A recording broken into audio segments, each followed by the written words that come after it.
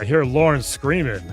We're live, everybody. Yep, that's my wife squawking in the background. Walking. Hey, everybody. Let me pause this. Let me go. Let me do the fade out.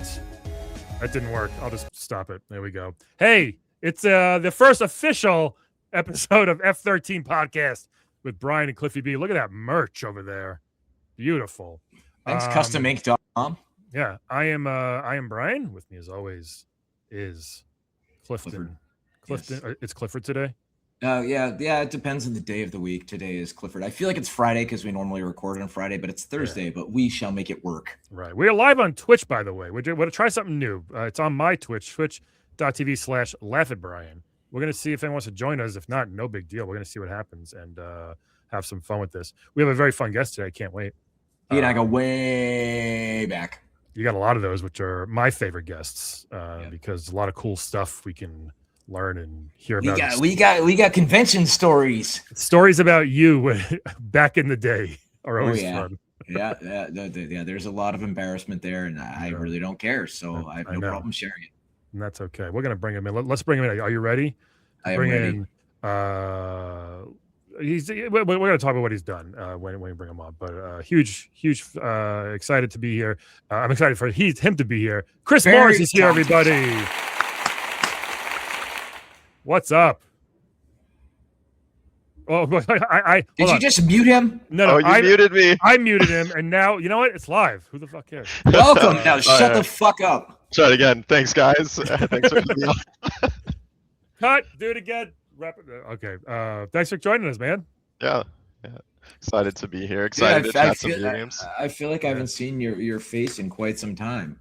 I know it's weird, especially now with this just like the distance and like everybody like working remote. It's like, man, I feel like 90% of my social interaction is like this through like a screen. I have to like actually explicitly go out and try to see people and hang out with them. Otherwise, you're just like texting or on Discord, and that's like we've just kind of accepted that that's like sufficient now. That's what I get yes to just staring into this HAL 2000 like cold dead eye. Make sure you like are locked in on the webcam so you're making proper eye contact. Do my best Erica Kirk. Oh God. Yes. So you guys go way back. Tell us briefly Cliff, how'd you guys Hey Chris, do you want me to tell the Facebook story? Ooh. The Facebook story. I mean, my memory gets foggy going back 15 years, so whatever you want to jump in on, go for it, and I'll fill in the blanks of my perspective. Well, so for some time, like I'd go to GDC, I was working hard, I was playing hard, right? Thank you, Caffeine and Claret and D. And then, like I'd be at the Epic booth or I'd be walking around the convention center, and this young gentleman kept coming up to me every year after year. And like, I interact with a lot of people, have a lot of interviews, a lot of stuff to show off, blah, blah, blah. And I didn't really make note of it. And it's the classic, like, hey, I'm hoping to get in the business. And I'm like, sure, man. You and everybody else. Right. Yeah. And I try to not be a dick. And like, you take the cards and you don't really, unless the card does something to grab your attention or it's just somewhat different. There's like, there's a butt on your card, like that kind of thing. And that's how to get Cliff's attention. Just put a butt on your business card. I cannot lie. From the kids coming out of school. Yeah. Exactly. New game devs listening. Put a butt on your business card, and you will be working for Cliff. Yeah. Butts talk. Fart joke. And so he came up to me one year, and gave me this business card that looked like a Magic the Gathering card. And I never even have played Magic, although I respect the hell out of it and the empire that they have. But I was like, oh, this guy, he's standing out from the herd. And I put it in the good pack pocket, the one that I saved, not the back pocket to throw away. Right? I have all these Ninja Turtle Magic the Gathering cards that I bought. And I don't play Magic either, but I spent $500 on like a bunch of sets when they came out, and I want to sell them, but I got some good ones. Nothing crazy, but I'm like, what am I gonna do with these? We did not plan talking about Magic today. Brian just happened to have that on him. I'll just let that sit there. That's true. I have all these. I have hundreds of cards out there, but whatever. Yeah, but TMNT is to Brian as Transformers is to me, just for the record. Okay. What's your thing, Chris? What's your like Turtles, Transformers, He-Man? Do you have something that was like that's my shit? What is my thing?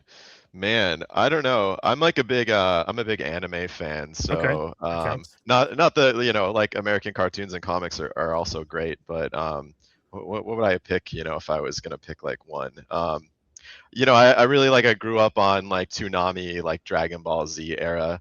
So if I was gonna pick like whatever one formative like Sure. anime, like that would absolutely like have to take credit for it. But I watch like so much stuff now. It's Got just it. like I love all the, you know, anime, comics, Yeah. books, whatever, anything nerdy, right? I try to get my hands on it. I Right. guess that's like a lesson maybe or a takeaway like I got from Cliff too. At one point, he's got this like sort of spiel he does about grist for the mill, right? And it's like you gotta, every time you're like putting stuff out in the world, like using creative juice, you gotta like add back in. So you got like your kind of your ingredients, so you can, you know, you can cook. Sit down with your spouse. You're like, did we watch this? I don't fucking remember. But hey, so real quick, the whole story about Yes. Chris All right, is that, you know, like I have a public Facebook, but I also have a personal one. So because I actually do post personal shit there. I really have nothing to hide, but you know, I don't like random ass people on my feed. Like, do I know this person? I don't really know. I don't care. Like, what is their opinion on hot dogs? I don't know.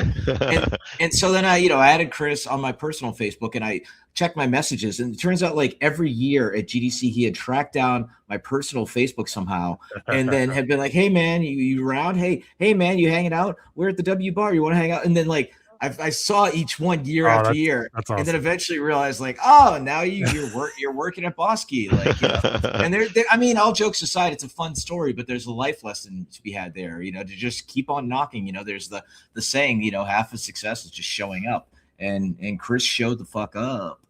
Yeah. My always says that like if I'm not booking stuff that I should be, like more so comedy wise, she's just like, you just have to keep being annoying, just keep being annoying to people, email, call them, just keep. I'm like, I don't want to be annoying, but you have to do that like sometimes. So yeah, I mean, for my end, right, it was like when I was younger, like when I was, I don't know, getting out of high school, right? I think that was like when like 360 was coming out, like Gears was coming out. You know, I was already like I had been like, even when I was younger, I was like, I wanted to make video games, right? You know, I knew about Epic from playing Unreal Tournaments, right? And it was always kind of like, oh, there's that one little page in the back of the Game Pro magazine about like go to school, like learn to make games, right? Yep. So obviously, like, you know, growing up steeped in games and just like kind of caring about the who's who of like who's making stuff, right? Like anybody that might be a big fan of like whatever a random band or something would do. You know, I was using like early on in like when blogging was big in gaming, right? Using opportunities through like writing for Destructoid and stuff to like go to GDC without having to pay the exorbitant GDC fee, because like, you know, you don't know how to break into the industry. Like no one had a template for it. You can't I go to forgot you the worked at school Detoy for a counselor. bit. Yeah, and so like it was actually even further back, right, when MySpace was still a thing. I think I ran into Cliff maybe when it was like the height of Gears 2 or 3 at some Detoy party, right? And then like we were like friends on MySpace for like a minute before, you know, MySpace kind of went away. So it was always kind of like I don't know, it's like you want it to be like serendipitous without being like cringe and creepy and awkward. And like when you're just this awkward nerd trying to learn how to socialize in the game industry and you like look up to like your rock stars, it's like that's a very, no one teaches you how to like navigate that line properly. So it's kind of like a minor miracle Cliff wasn't like, you know, who like get out of here nerd, right? Yeah. But so what did I say to you at that party? What do you recall? At the Detoid party? Yeah.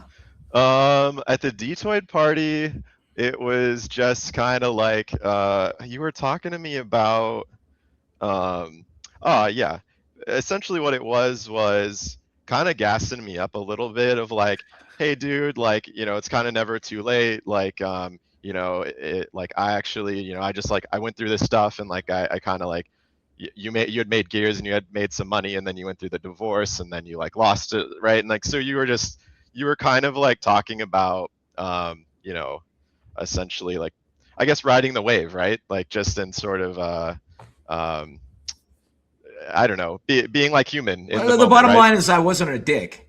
No, not at that Detoid party. I mean, I don't know that I've ever kind of just like you know, brushed up with you at like a random party and like you've ever been like a dick, which is, you know, people say don't meet your heroes, right? And like there's some validity to that because there could be a very real like on one side you're looking for a specific type of interaction and if it doesn't go well it can totally deflate everything, and then the other side the person might be like exhausted of like, Oh man, I just like I've been talking to people all day, like, and you kind of have to be. That's when it's time to kind of do the Irish exit. But for the record, the divorce was before Gears, so that thankfully I'll leave it at that. But yeah, Well, those parties were fun. I'll piggyback on that. Like I've seen Cliff interact with a lot of people at like conventions and locally around here, and people that do know you and just kind of like, is that even my first time, like you're never a dick to anybody. Like even if you want to be, like you'll wait till they leave. Obviously, no, but like you're not really No. mean to Hey, people. we'll Like, leave this guy over there. like you're very generous to servers at restaurants, people like out in public. You're very nice and like yeah, we could all be weird and awkward, but it's like if you're just nice, like that's all we want. That's all people want to take away from this. Like I've seen people, gush to you about what Gears meant to them, and I know it kind of. I feel like that really means a lot to you when people still say it after this long, and it's cool. It's cool to see. It's cool, but it gets frustrating because you don't want to be the sitcom character that's like for the rest of your life. Did I do that? I don't think you'll be that. Somebody on my public Facebook broke it down because I was like, "Does everything like?" I'd be like, "Man, this line's really long at Starbucks," and there's like somebody pokes in, it's like, "Maybe you should chainsaw it." It's just like, come on. And somebody brought up a really, really mature point where they're like, "Look at Robert Downey Jr. He's had this fantastic career. He's been in a million amazing films, critically acclaimed, but he's forever going to be Iron Man, and that's okay." And I'm like, okay, I'm comfortable with that, but I still want to be known for a lot of different stuff. But let's talk about what Chris is known for. Damn it. Yes. I got a question, Chris. So what was that like? I mean, what was Boss Key your first like studio job that you got? So it was a little tricky actually because I was maybe like a junior at DigiPen, and I was looking at what I like trying to get internships and stuff, and I had gone to a couple like Blizzard GDC parties and met some folks. At there was a time when like I had met Chris Avalone, and he kind of like was taking me to some stuff and introducing me to folks, and that kind of helped me network a bit with Blizzard people. So I got that internship, and I really enjoyed it, and I was like totally intending to like try to go back there after school. Had like an offer from them, and then Bosky had posted like an internship, and this was after seeing like Cliff was like retiring, and I was like, I guess that ship has sailed, c'est la vie. And I was like, it might be kind of fun to just try it for the internship. But I was graduating, and I was like, but it's also risky because I'm really gonna I'm turning down like a full-time job offer at like essentially my dream at company, my dream game, like working on WoW. And I was like, man, is this like a good move? Like, because I'd had it hammered into my head, like, you want to be a game designer, like good luck being employed. And I was like, oh God, like what am I doing? And even I had friends at school that were like, nah, dude, like internship, it's not a good idea. I was like, I'm just gonna go for it. And I applied, and I got the offer. And I was like, I'm gonna go for it. I'm just gonna do it. Like, I'm gonna YOLO it. And then, I got there, and it was like, that was basically kind of my first like, all right, now I'm like properly like working in like a studio outside of like, because that turned into like a full-time job. And so I was really green. I was really nervous, right? I had thankfully people that were, really kind of backed me up, like Cliff, and then we had some really awesome like gameplay programmers there, like that really supported me, like Josh Parker and Matt Fishman specifically, and like were helpful in like having that internship turn into like a full-time thing. And I was also like, I was just invested in working like as hard as I needed to work, as hard as I possibly could work, honestly, to like make that real. So you got the dream job. But we put him in one of the offices that didn't have any windows. I know, dude. It was next to like this sealed up like abandoned elevator shaft with this terrible draft, and the floor was like slanted, so I could never like actually have my seat be stationary. I posted this photo like on social. A rolly chair that kept moving all the time. I was just constantly rolling, dude. All you could see was just like this glowing monitor and Chris's little face, because he always wore black, so it was like his glowing head just right there in the dark crevice of the office. Yeah, I never had the light on in there. I just pictured you coming in having a serious chat, like, "Hey, Chris, you know what?" And he's just rolling out of the way because the floor is crooked. Exactly, it's like a typewriter. But it worked out in regards to your contributions to the title. And we had my whole thing is the studio is open, I think, from the inception for about 3.5 years. And the first couple of years were a lot of fun. And we made our share of mistakes. Actually, of all people, I don't know if you remember, Chris, Brian Crescenti got in touch with me, formerly of Kotaku. Okay. And he's been writing these like post-mortems of game studios and the lessons that those who founded the studios have learned. I'm like, it's been nearly a fucking decade from Boss Key. Can we just like let that slide? And I'm like, oh, all press is good press. Maybe I'll do people it. want to know. People want to know. I mean, you wrote about it in your book. It's an interesting story, not just yours, but a lot of like when this happens, whether Yeah. it's good or bad. I think people do want to know these things. So whether it's to avoid it in the future, whether it's to learn from mistakes and things like that, I think it's actually a positive thing. I just, in hindsight, one of the things, if I know, I did so that article, no, we should have just built up to 20 people and called it at that and stopped and put out something fun and simple and cool and little, as opposed to like we still had that AAA bug that everybody had hired. Like, no, this isn't enough. We need to make it boom, and then we were already working on the hero. I remember Fishman turned to me one day. He's like, we need abilities, dude. We can't just make a simple arena shooter. I'm like, all right, dude, just fucking run with it.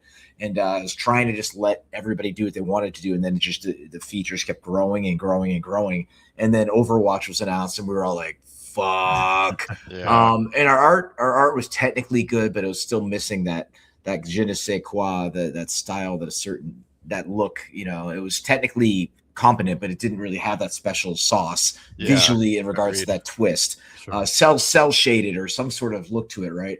And our character designs were good, but they weren't really out there enough. And it's one of those things that the gameplay was good, but in the market was just crowded, where everybody just suddenly was, making a hero shooter, and it became the latest smoke that everyone seemed to be chasing. And people acted like we built Lawbreakers in a month to suddenly, Overwatch is big. Let's make one of those in a month. Like, that's not how it works, you fucking idiots. It took us years to get here, right? Yeah. Yeah, and I mean, Overwatch had really kind of, by most accounts, been like a pivot from, something not entirely different, right? But like a different style of game, like a more of like an MMO into a hero shooter. So I think it would have been, if like, I don't know, maybe Lawbreakers had launched 1 year earlier or something, that could have made a lot of difference. Because like Cliff said, I think even looking back, the game was like super competent. Like movement was good, netcode was great. Like it was just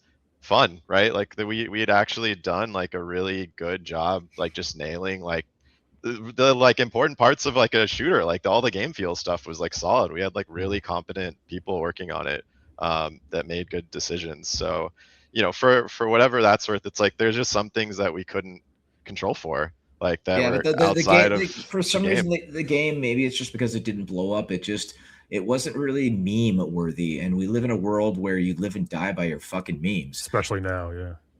For real. And Blizzard really tapped into, they didn't go full anime, but there was just enough of that there I'll be frank, for the Gunner squad to start getting going with that. And they're like, oh, Blizzard's just getting so much credit for not sexualizing their characters. Like, have you seen Diva skin suit, motherfuckers? Get the fuck out of here. So yeah, that was fun. And but yeah, I mean, Chris, though, didn't you actually get like an actual quest of yours in World of Warcraft at one point? Oh, I have a bunch of quests in World of Warcraft. Because after Boss Key, that was when I ended up going back to Blizzard and hopping back on the WoW team. So when was that? That was during like the Battle for Azeroth era. So what did that be? Like maybe 2016, something like that. I read that Blizzard book that Jason Schreier wrote last year, and I was unaware of 99% of that stuff. Like, it's crazy anything got made from that book. Seemed like it was just a complete chaos at all times. I think it was I think it was Pardo told me on a phone call that World of Warcraft almost broke Blizzard when they were making it.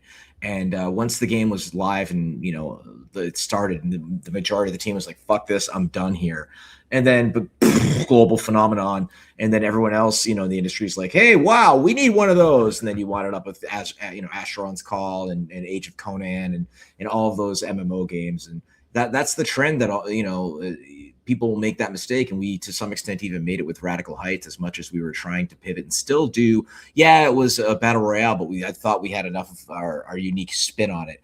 But Fortnite came along, it's like, fuck you guys. And then hackers like hopped in there because we didn't really have any good cheat protection. It just all went and that was that.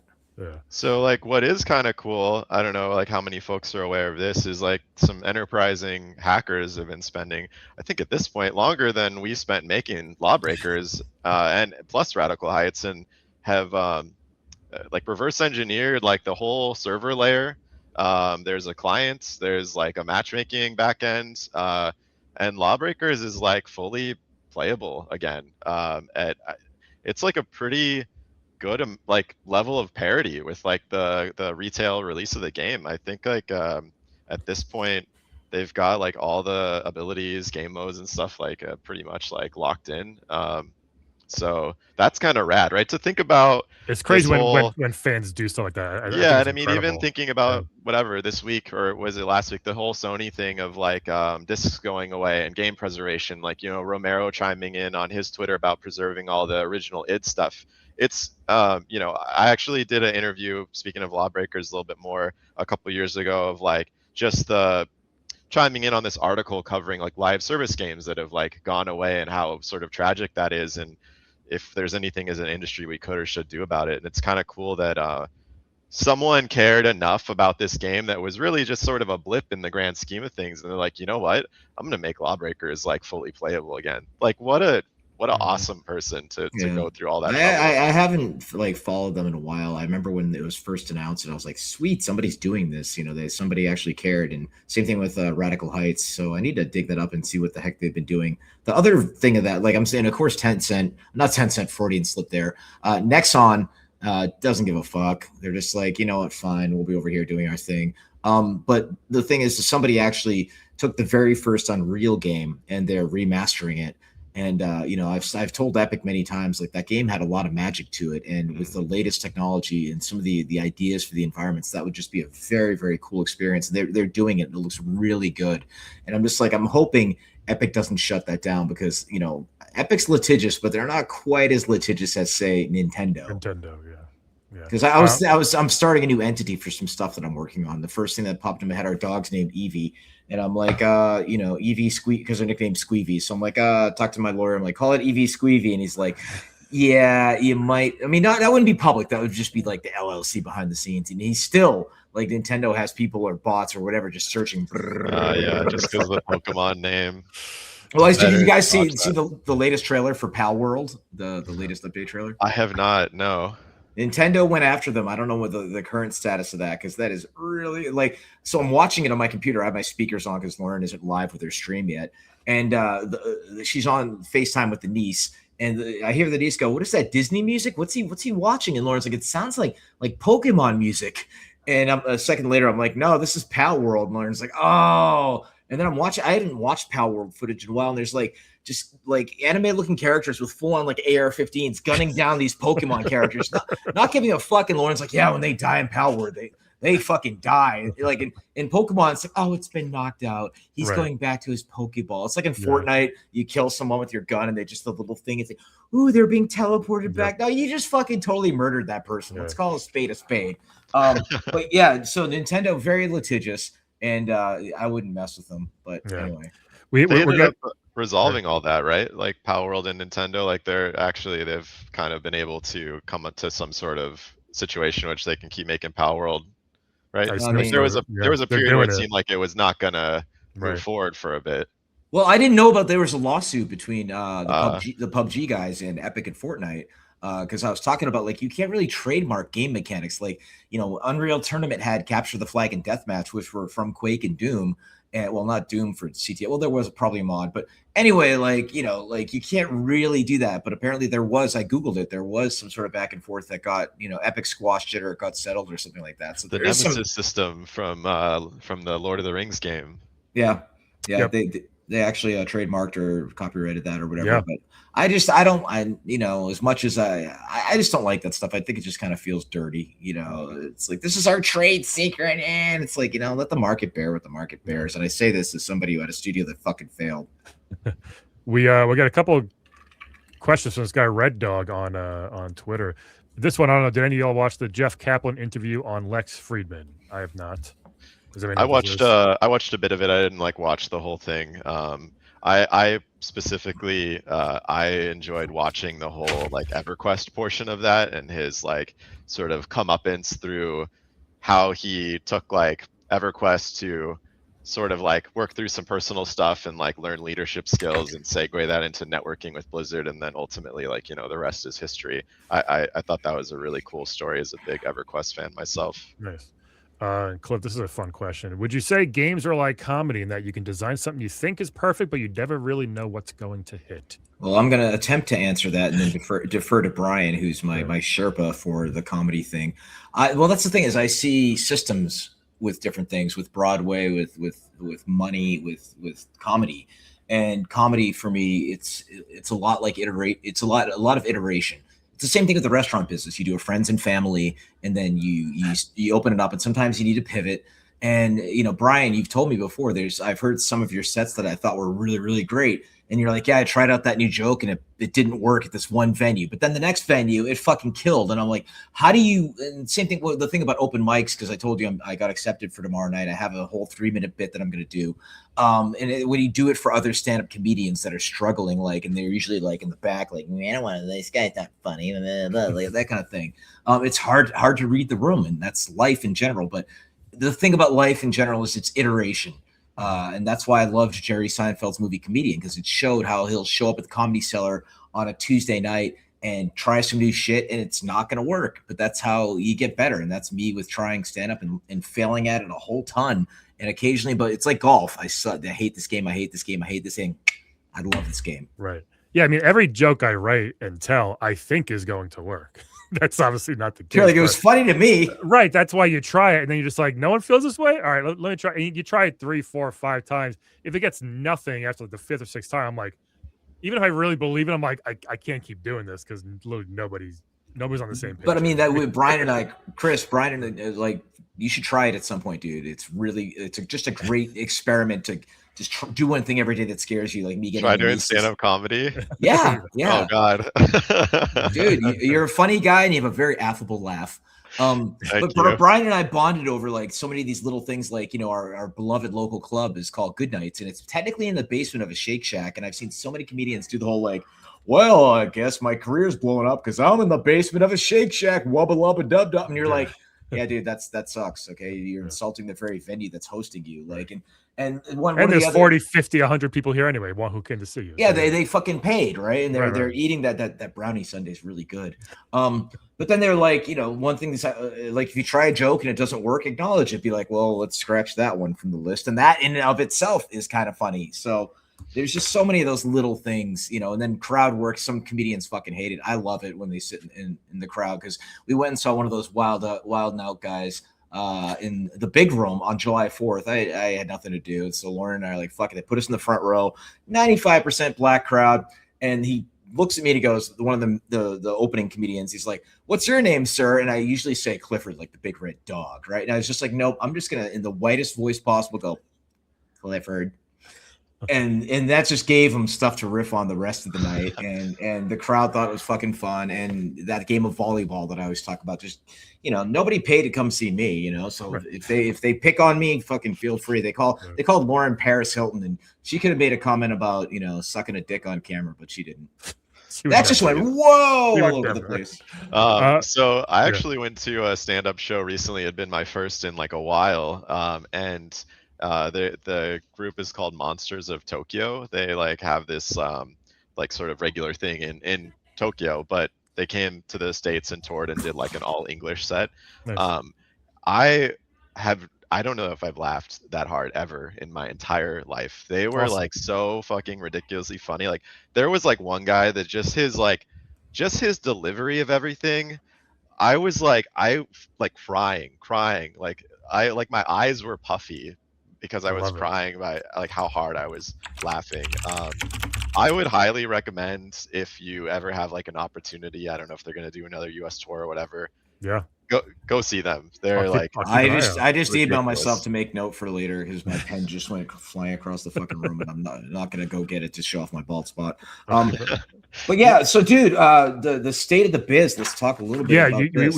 we mentioned it obviously, like with the digital stuff. We talked about it last week, and now all these layoffs. And so yesterday I was waiting for a friend to meet up with somewhere, and I looked at the first post, the first tweet that PlayStation put out since the, hey, we're getting rid of discs, right? It was all they were doing was promoting a new fight stick that somebody made.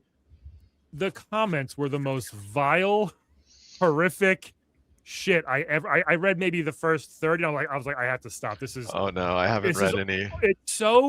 it just shows you, like, obviously gamers get such a bad rep anyway, like I think rightfully so for the most part, but like this was just some of the worst shit I've ever read. And the whole, like, look, I get it sucks, yes, but the whole point of people like, if it's not physical, I'll never buy it ever again, I'm just going to go on PC now. It's like, what are you buying giant PC boxes? Like, those don't exist anymore. Everything on PC is digital, right? But like the way people think, like, I've never bought a digital game, you're lying. Of course you have. You've downloaded something, you've bought something, you've got PlayStation Plus or Game Pass or whatever it is. But man, people were so mad, and it was like hilarious, but also the saddest thing I've ever seen of how. So when it comes to the movie thing, right? We'll get back to the comments in a section. Yeah. But when my wife and I, we have this nice movie set up, blah, blah, blah. It's my happy place. Every night we go down there, right? And I fucking love it. And like, I accept that, like, we're going to rent a movie. Okay. It's going to be, $15 to $20. We're going to watch it. We're going to enjoy it.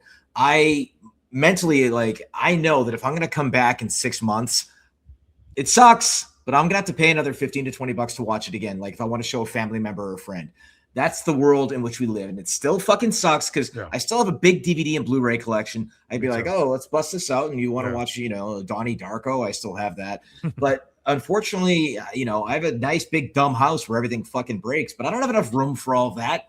Like, and I don't want to get one of those, what's that, Prism or whatever they call devices where it strips all the Blu-rays and puts it into one giant hard drive and all that. I've seen those, yeah. But you still have to have the Blu-ray for it. Right. And I don't know, man. Like, that's the whole saying that they say, which is crazy. You will own nothing and you will like it.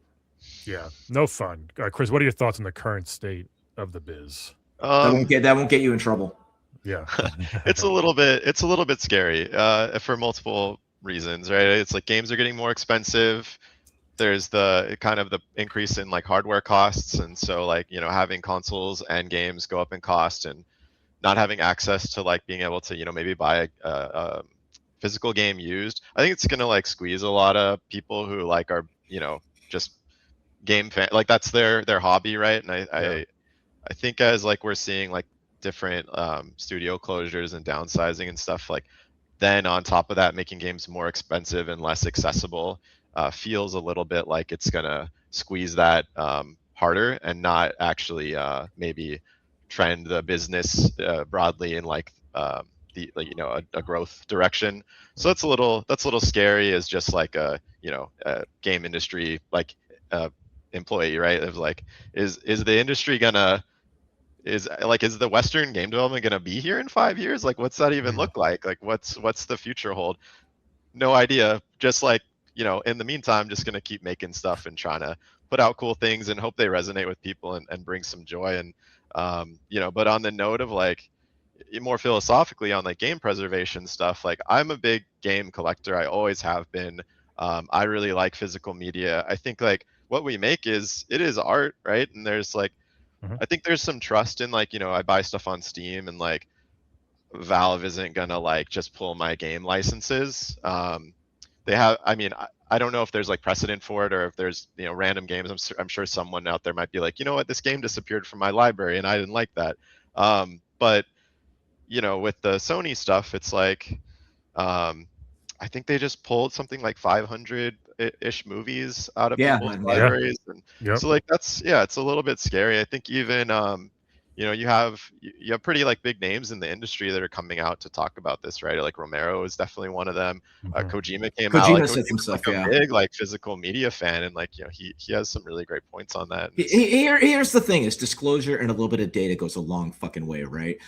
When I was in my 3 months of group therapy for my drinking, right? We had all these exercises we did. One of the therapists sat down with the other therapist and did this whole thing where she had made dinner, and the husband, the other therapist, was like late by like 20 minutes, and she was getting all upset that she made the dish, and I pipe in and I'm like, this could have just been solved with a text.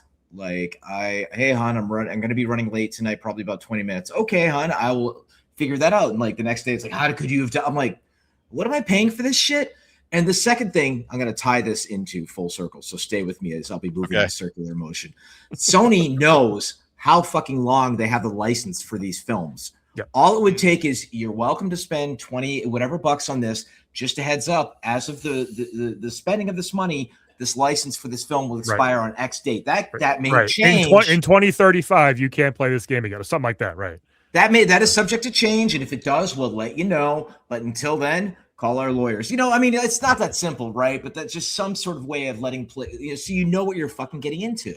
That's my TED talk of that. I went all the way from alcoholism to game and movie licensing. Well, just giving consumers more information to make educated purchasing decisions. There's like, at least from the consumer side, there's nothing like negative about that. It's like, if I know, whatever, like if I'm, I can wait one day for this Amazon package to arrive and I get an extra $1 digital credit and I can make that choice for myself. Like, okay, cool, right? Or if I really want to watch this movie on my PlayStation and I want to watch it or on Amazon or whatever before it, is out of theaters. But like as soon as, the end of the year hits, then like maybe I don't have access to that anymore. It's like, well, I get to make the choice. Like I want to watch it now and then whatever, like I won't have it anymore. And like otherwise it just feels sneaky. And I mean, again, it's not another one-to-one, but you remember, our boy Damon, who's one of our dear friends. He's work hard, play hard. I've never seen this dude in a bad mood. He likes, some free-to-play games. And I had a conversation with him one night. I was like, dude, what are you playing that for? He's like, look, dude, I've gotten X hours of this and it was free to play and I've put in 50 to 20 bucks. And if the game was 15 to 20 bucks, I feel like I got my money's worth. And I was like, that is the best description I've seen of being comfortable with putting a little bit of money into a free to play game. Because some people are like, I will not spend one fucking dime on that. You're like, are you getting value out of it though? Right. Yeah. People never think about that. It's like, it's a free game. You can't complain if it's a free game, I think. Dude, I was balls deep in AAA, and we went out for a pint, and he showed me what's it called, the Stardew Valley on his phone. He's like, yeah, this is what I'm playing lately, and I was like, okay. And next thing you know, the next couple of years, that game just sold literally the best bazillion copies.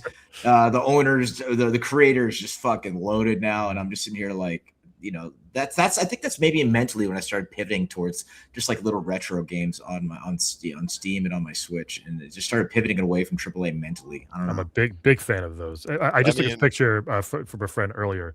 This is my collection. Oh, nice. So I have a ton of shit too. And it's just, I just love the fact that your spouse allows you to do that, and also having to use that phrase, that phrase too, though, like. My wife won't let me have that. Hello. She forced me to have this room. She picked out all that Ethan Allen furniture, motherfucker. Yeah. I think I was just from Bob's, but no.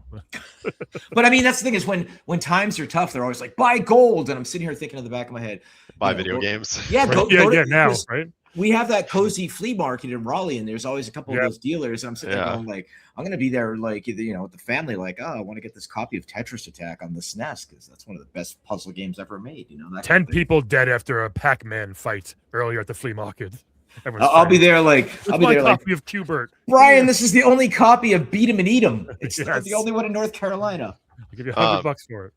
Yeah, this is not a plug. No one's like paying me to advertise this or anything. This is just a kind of apropos of like our conversation. I've been watching Summer Games Done Quick this week. If you're not familiar with it, awesome week-long game speedrunning marathon. They do it twice a year, summer and winter. They raise money for Prevent Cancer Foundation and Doctors Without Borders. And I'm just simply as a fan, like I love it, right? And they were advertising like a used game store in Raleigh, North Carolina, in one of their like interstitial ads called like Hidden Block Games. And that's like the whole thing got me thinking is like, that's a big it would be a shame if we lose physical games for like, these niche boutique like game stores and being able to collect, and then also being able to like, have access to like then go back and like have these people really passionate about speed running some retro game, and then like that's raising money for like a good cause. There's all of this like microcosm of like really good stuff that comes out of like video games and people's fandom and having like access to them. So you know, in a more like highfalutin philosophical level, it would be a shame to like kind of lose all those little sort of supporting pillars of video games that we don't really maybe think about every day. I need to pop into Hidden Block. It's behind the Greyhound station, I think, on the way into downtown. And there's also one in New York called Video Games New York that we. Oh, that place I've been to a bunch of times. They're actually. I always forget you're from New York in spite of your accent. Yeah, they're doing a series now with like Keenan and Kel was just there. They had Matthew Little, I think. So they're having some celebs come in and talk about their favorite games. But Hidden Block, Cliff, is actually a big sponsor of the Gaming Geek Expo that we're doing in September. So they're a big thing down here. You mentioned something before about the free to play games or games that just go away and you just can't play them anymore. That's the downside of digital stuff, right? Where they're just like, I just can't play anymore. So I saw this thing that was released the other day. It's called the Tax Classic Collection. It's on PlayStation and Steam. It was just a guy who made a bunch of PlayStation mobile games. Remember that? It was like a thing for a couple of years on like the PSP and the PS Vita era. And this collection has 10 games that were on that you just can't play anymore, but they put them in a collection. And that's cool. I like, but again, it's digital also. You know what I mean? But it sets another way. They're gonna have to keep re-releasing digital stuff. I feel like eventually. Yeah. Well, they have those emulators that you can buy that are like this big that have like every game. Oh, I have some. Oh, I don't know what you're talking about. I don't know what you're talking about. I mean that it's really gonna. I think piracy and emulation is huge anyway, but it's gonna be the only way eventually to play some games. And it's like, if that's what the industry's doing it to itself, then I don't see how we can complain about it. Because they can't complain, but it's like that's what you're doing to. You're forcing us to do this stuff, you know, if you want to play that game. Yeah. I mean, it's the whole like the endless piracy argument. You know, executives are like, they're just gonna pirate our game, and I'm like, if you give them with very few friction points and put it at a reasonable price, most people would be willing to spend a couple bucks on it. And the fact that you didn't do that, they're like, fuck it, I'll just pirate it. The fact that Nintendo has been slow dripping their Nintendo Switch Online stuff, and they give us like 1 or 2 games every few months, it's like, we'll buy your shit again. We've bought it 1,000 times. You can just stop slow dripping these games, or they just release a really weird game you never heard of. And it's just like, just give us your whole library, Nintendo. We'll pay. I do, but I mean, as opposed to Steam, like every time I log into Steam, there's just a big like summer sale, like 12 fucking games. I'm just like, what? 12,000 games on sale. Yeah, I just load up. Yeah, I'll buy. This is, you know, speaking of like Demond earlier, like, you know, I think he and I will buy every re-release of like a Dragon's Dogma game or a Skyrim that ever comes out. So yeah, keep putting those out. I don't care. I'll buy it again. Keep buying them. Oh God. This is so Cliff, I sent you this email the other day. We had a fan, Chris Ruvolo. Oh yeah, that was good. Sent us a great email. Very well thought out. Very good email. So on episode 0, I said something how it's just like, who cares if your system's always online? Most people's systems are always online anyway. You know, remember people like Xbox made this whole thing like your system must always be online or else it just won't work. People like freaked out. It's like, for the most part, I would think most people's consoles now are always connected to the internet for the most part. It's just like a thing. You don't turn it off. You just kind of leave it on, right?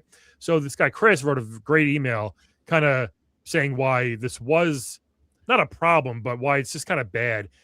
Without going to everything, he mentioned, you know, if your Wi-Fi stinks, which we all know that if your Wi-Fi stinks or your internet goes down, then you literally just can't play those games. Totally. You can't access your games if the power company just, you know, cuts your internet, whatever it is, or if you have just horrible online service, like when PlayStation kept getting shut down or DDoS, whatever that's called, you know, type days, and you couldn't play stuff for like a couple of weeks when PlayStation Network was down. That sucks. We get that, right? And I agree with all the stuff he said. I wasn't saying like it's, you know, stop crying about it, but I'm just like, if your system's online all the time anyway, what's the big deal? But all the stuff he said also, I totally am with him on that, where it's like, it sucks that we're a slave to like, this has to be working, or we can't literally play this game that we freaking bought. You know, I mean, unless the game's like, of course, you know, an online shooter or like an MMO or something. But I mean, there some games for a while that did the whole thing, like, you know, we want you to just like check in, like, once every week or two, right? And it's just like, I shouldn't have to do that. Like, I already bought the fucking game. Yeah, leave me alone. Well, that's also if you just assume, like, if you assume your spouse is cheating all the time, then eventually your spouse is going to be like, you know what, you think I'm doing it, I might as well just fucking do it. You know, no, that's not projecting, for the record. there are some games that are, like if I'm on my ROG Ally handheld, like that are just mostly Steam games.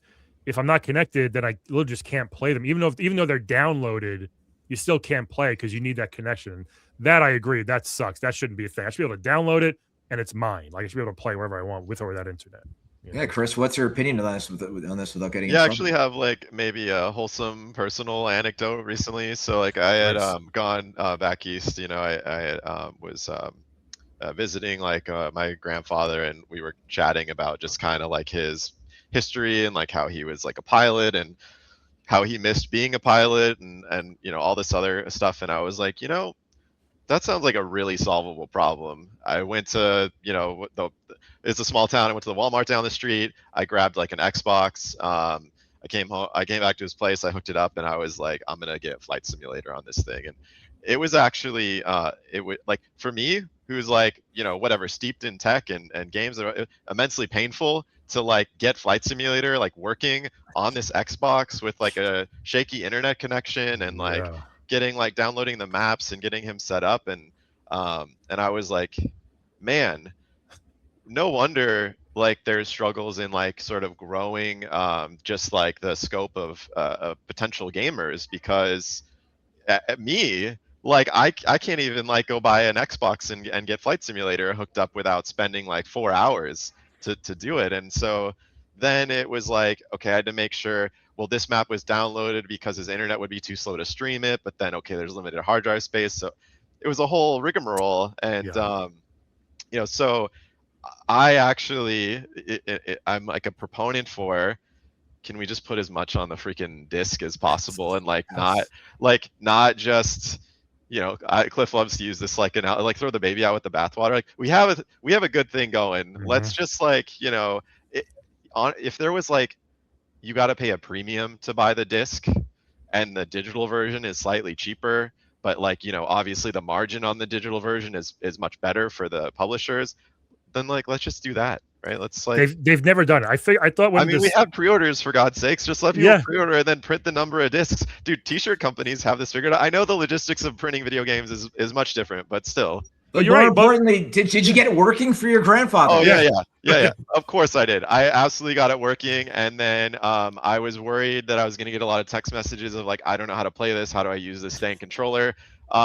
He like immediately figured out how to use the Xbox controller, and dude's just like flying around over like the US, just like having a freaking blast. Awesome. And I was like, hell yes, dude, nailed it. But like I can't go, like I can't easily download more maps and stuff for him, like, so it's like kind of like he's he's got his little now time capsule of what's available, and it's like it was just all on the disc, it would be no worries. Grandpa, you can just fly around Hoboken, that's all you get. Yeah, dude. Good thing he wasn't like, I missed my time back in the bayou beating up alligators. Grandfather, here's Bayou Billy. You sure? Yeah, like I don't know. Good thing he said that. Good thing he said easy one to kind of replicate. Maybe we get you Hunt Showdown. I don't know if that's like your speed. I missed beating up gangs when I was the mayor. Oh, here's Final Fight, Granddad. You can play this. No, Flight Simulator much more wholesome. I wanted to get him set up with like Forza because he also was like a race car driver. Like, who are you? And like how are we not hanging out before now? Like race car driver, pilot. You were in the freaking like military. Like what? This is crazy. Like is your grandfather kind of Rick Sanchez from Rick and Morty? That's awesome. Seriously, I hope you pressed him at some point during your relationship with your grandfather for some awesome stories, which I guarantee he has. Yeah, I got some cool little just like tidbits of like flying around and just not like he wasn't a pilot in the military. He like became a pilot like as a personal thing, like afterwards. Yeah, but still, that's all. It's whenever I go to a party, I always just hang out with like the old people, the kids, or the pets. Everyone else can just fuck off. Yeah, the pets are like no brainer, right? It's just like, cool, I'm gonna sit here and pet you, and like I don't have to socialize. The kids are just full of energy and fun and enthusiasm. And then all of the like older folks have like just the wildest like cool stories to tell. And the people in the middle, like the late 20s, early 30s, 40s, they always have an agenda, like it's either like, so how's your job? How much are you making? And they're the other side. It's like, when are you having kids? We have like, no, I'll just go get chased around the house by your little assholes, and that's enough for one day. Okay, I'm good. Another thing I saw just today that Microsoft or Xbox, I guess, is considering moving Halo to under Activision for more stability. because they can't even support their number one franchise anymore without them worrying that it's going to go under, which I thought was kind of crazy that they might give it Well, to I them. mean, when you ship a Halo game without co-op out of the box, Yeah. just saying. And Yeah. that's the thing is, I mean, the remaster, the remaster looks really good, but like where's a real new Halo? Like what's going on over there? I don't know. Like I say this is like the armchair guy on like Reset Era. Like it's so easy to add multiplayer. Just throw two guys at it, kind of shit. Yeah. But it's like I say this as a Halo fan, and I think Gears E-Day looks fucking great, and they got their shit together. Come It on, does look great. like what are they doing? Chris, do you think? I mean, do you see a big difference in like, or maybe I don't know, why is it so hard for these AAA games to get done and last and survive in these studios versus all these indie studios popping up doing really cool, unique, creative, weird shit, and they're kind of getting by? Is there like a? Do you have any thoughts Oh on that? Is man, there? I'm just a Yeah. little guy. I don't know. I don't know. I'm just um, curious if you had Yeah, any. it's probably just like it's a huge confluence of factors, and I think each studio is different. There's like a pretty, I mean, probably easy answer, right? Which is, well, not every indie game pops off. We hear about the ones Of that do. course. There's like a Yeah. bazillion that are Just, coming out on Steam every day, yep. and itch too, for that matter. Yep. But for the big games, it's like, dude, like the cost is enormous, right? Like like any normal AAA game right now, it's like reasonable for it to be tens or hundreds of millions of dollars, and then you add like marketing on top of that, and then it's like, well, you can't just like. There's actually, oh man, there's a good report that came out. I think it was earlier this year, looking at sort of the financials, right? And it's like if you invest in making a game that costs that much, and it comes out, and you're not at least beating like having your money sitting in the S&P, like Yeah. you can't, no investor, like doesn't matter how much cash is in their pocket, they can't justify financially spending $200 million on a game that might return, that might break even, right? If a Yeah. break even is not good enough, Yeah, 2x is not if good you're enough. lucky, yeah. So They're there's an saying aspect of that. they're saying GTA 6 is between 1 and 2 billion that it costs to make, which is I like think GTA 6, despite the cost, I feel pretty confident like that will just suck all the oxygen out of the room around like this large window of time of when it releases. I think yeah. everyone and their grandfather, right, will be playing Well, GTA. Chris, I wanna pose this question to you. I think Brian and I we talked about it in a prior episode. It's been how many years since the last proper GTA, right? It was Like 2013 that 5 came out, was yeah, it? now let's take your average kid gamer who's 11, 12, 13, right? It reminds me of Chris. I'm pretty sure you were at Boss Cube and I threw that party at the house and I had the big slip and slide out back, and I was like, where are all the fucking kids? The Boss Key employees kids, they're all in downstairs sitting on the sofa with iPads watching GTA mod videos, which to be fair, there's a lot of funny great content on that, but they would rather sit there and watch these GTA mod videos than jump outside and with a fucking pool and a slip and slide and stuff. Yeah. And that's the thing is, but do they actually play GTA? Like, Mm. that's the thing about Tim Sweeney over at Epic. He's been very transparent about his Roblox envy, even though like I remember like everything I've ever seen out of Roblox looks like total shit. And so kids, for the most part, don't really care as much about graphics. Minecraft's graphics on paper are shit, but it has a ton of charm, and Microsoft's done a fantastic job of managing it. It's a great experience, great IP, blah blah blah. And but yeah, do kids really care that GTA 6 is going to play like a movie and look like a movie? Like do they? I don't know. I'm being that like that asshole talking head on like Fox News. I'm just saying, is your mother a whore? I don't know. That kind of thing. Yeah. It's probably less the fidelity that's like enticing, and I think it's just going to be the network effect, the critical mass of like everyone's just going to play it because it's GTA, and GTA does crazy stuff, and it's like this huge emergent sandbox, and Yeah. the more people pile on, the more people will pile on, and like there'll just be, I mean, yeah, there's going to be people just consuming like video content, but there's Right. just going to be there'll be people playing GTA for the like just to generate video content in this kind of reactor of like the building up the zeitgeist around it. And so I think like yeah, for that game in particular, fidelity it's almost irrelevant. I mean, you want it, you know, they want it to look good, right? But That's it's that sandbox, right? Like there's people who are like are gonna want that, like, you know, I'm playing True Romance. I'm showing my age with that film reference. And that's great, but like it's that sandbox where it's just the ultimate example of the whole, like, one of the examples of great game design I always use is like, I wonder if they thought of this. Can I do this? And then when you're like, oh shit, they did. I can actually do that. And that's just such an amazing moment. And then you're like, how much money did that cost? And that's the developer part of the brain, you know, in order to make sure that, you know, the dog, I'm walking my dog, the dog takes a shit. Oh, I found poo bags. Now I can pick up the dog's stuff and I can open the trash bin and throw it away. And like, and the guy has an animation of doing this. Like, it's the dumb example of my dogs, blah, blah, blah. But that's, you know, that's all I got right now. Yeah. I feel like, I don't know. I think the hype hasn't, like, obviously it's high. I don't know if it's died down necessarily, but I feel like it's not. I feel like it went like it's coming out in November, right? I feel like late October, it's going to really be. When is it coming? Is it? I think early November now. Yeah, they said. Okay. So I think like sometime in October, I think the marketing is really going to go nuts. Yeah, they haven't even started doing the marketing push right. yet. Right. It's all been. Yeah, it's all been like word of mouth hype. So did you see people were like analyzing one of the trailers because like the Ferris wheel wasn't reflecting in the water? And they're like, oh, got him. So stupid. It's like, can you just give him a break? Jesus Christ. This game's like 15 years to make. Yeah, there's some poor guy there that's been working for like 12 months, 80 hours a week, just trying to like make sure that like the, you know, everything reflects off the water properly. And he's just like, oh my God. Some asshole on Twitter. Oh, wait a minute. Yeah, it's like, shut up. Chris, why'd you assume it was a guy? It always is. All right. It could be whoever, right? Somebody is working 80 hours a week, 12 months on that water. Got him. Oh, I thought the guy complaining was a guy. Sorry. Yes. The designer could be anybody, but the person complaining is definitely a dude. Fair enough. But yeah, it's the best of times and the worst of times in the industry. And I have this thing that I'm possibly doing, and I'm like, should I do this? Because when Boss Key cratered, the internet thought it was fucking hilarious. You know, I saw there's YouTube videos with like millions of views, and I'm like, oh, okay. You know, we only worked 3.5 years, you know, worked our ass off on this, and it didn't work out. And now you get to make videos. Cool. Okay.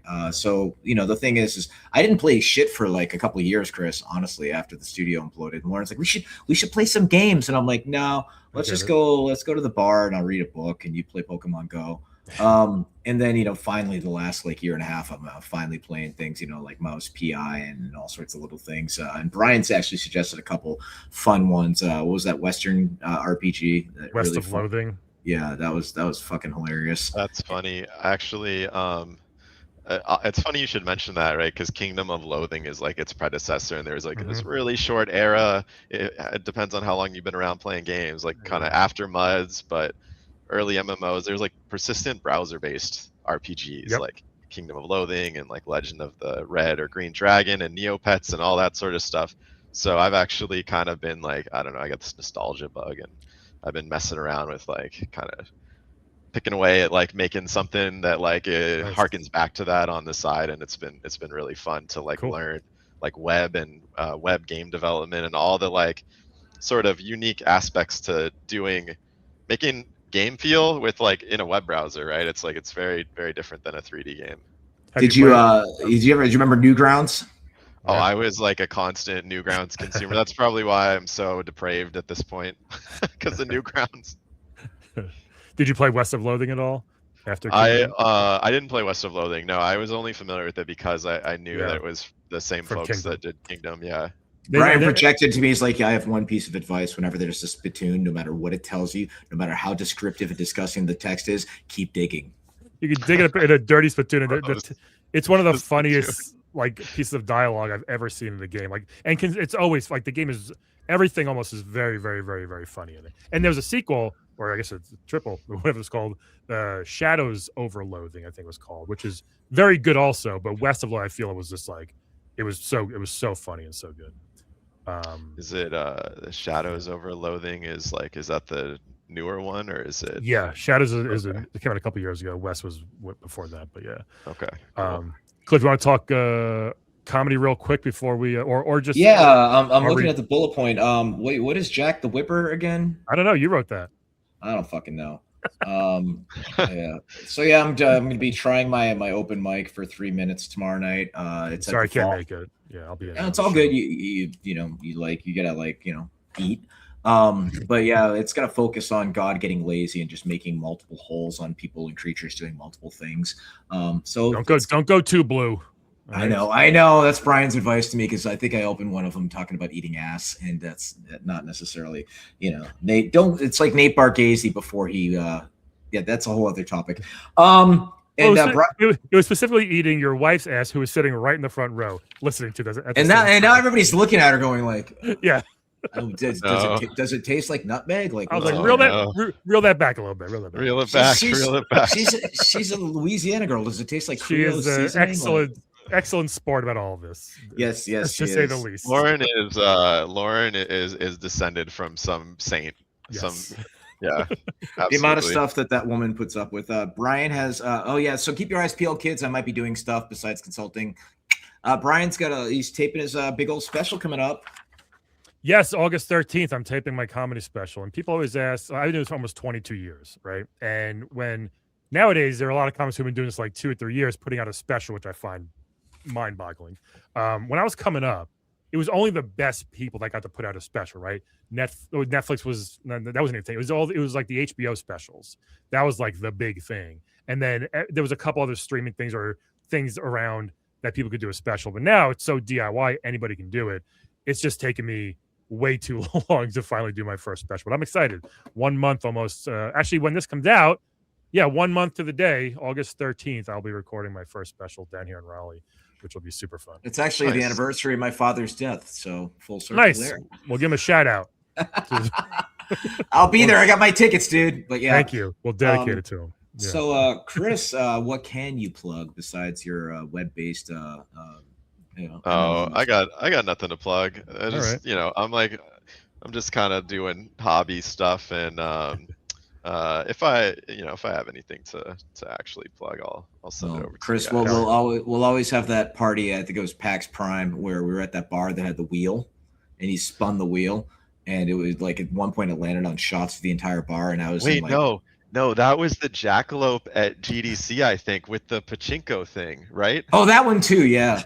Oh, that one too. That was crazy. I think you had ended up buying at one point the whole bar like champagne, just by virtue of like I don't even remember how much money you spent on that pachinko thing, but it was. Yeah, so. It was look at the look you just gave. You're thinking of your accountant. You're like, oh shit! You told me I shouldn't have done that. Yeah, I'm not proud of myself, but hey, good stories, yay! But yeah, hey Chris, dude, it's good to see your face. And thank you for throwing your hat in the ring with Bosky. It still will always hurt my itty bitty heart that didn't work out, but I'm glad you've moved on to all sorts of other stuff that you can't talk about. And then you'd have to kill me. So don't be a fucking stranger. Hey, I'll give Damon lots of hugs and kisses for you. That'll be fun for the podcast if somebody kills you on the show, Cliff. I'm just saying that'll get us some good views. Just keep that. It'd be a great start for a web-based series like Lonely Girl 15. That wouldn't be a very evergreen episode because you wouldn't be able to shoot any more podcast episodes after that. I know. It would be the finale, the unexpected finale of a. And then Sony pulls the plug, no longer available. Hey, that was a callback, Brian. See? Good callback. Perfect. Nailed it. And speaking of our rebranding, F13 podcast, we've put a lot of posts up in the past week. We decided to the earliest reboot ever after 9 episodes, but I think people seem to really like the name and everything. So Cliff went out and went crazy and bought merch already, which is cool. And hopefully we have some to sell for people. Maybe we can buy some shirts or Brian, I have a bunch of shirts waiting for you in my laundry room. So next time we catch up, and I'm not washing them for you. You can wash them your damn self. You don't have to wash them. Wait, what do you mean? Like, oh, you bought like other stuff? Well, just the ones that we talked about, like like when you first buy a shirt, the first thing you do is you wash it, so it's it doesn't smell like the factory of misery. I don't. I'm not that okay. Fancy. Well, you're raw dogging your shirts, so more power to you. Awesome, Chris. Thanks so much for joining us, man. Thank you guys for having me. This was super fun.